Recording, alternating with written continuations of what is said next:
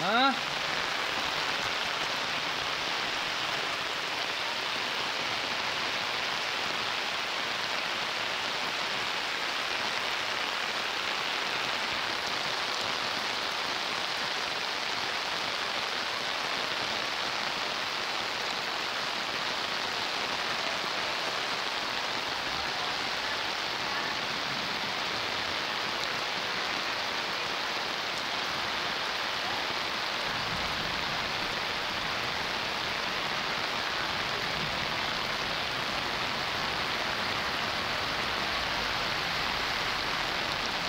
Tá pior lá, não dava não. Aí o pior lugar pra você que é o canal.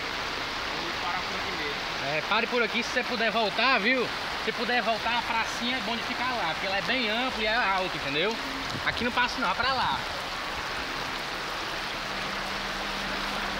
Lá de lá.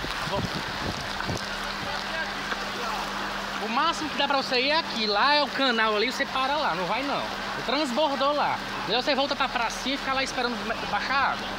Lá transbordou. Eu voltei de lá, meu amigo. Meu carro, a água bateu bem aqui, ó. Eu consegui. Ali também tá alta ali. Volte por essa rua e fique lá na pracinha que é melhor.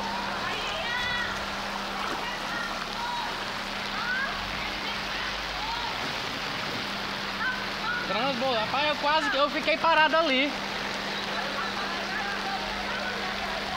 Meu carro parou ali, tive que empurrar na mão para poder tirar ele do alagamento. É, tem que mandar o pessoal ficar lá na pracinha e esperar que baixar, que nem o canto mais passa não. O canal estourou ali. Aí que entra nas casas. Pode vir.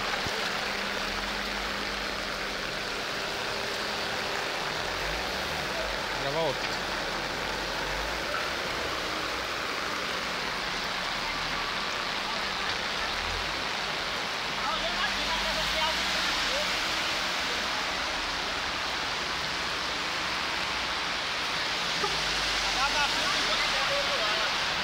Vamos mandar, o pessoal querendo falar do Rio, meu amigo, vamos falar do Ceará agora, viu?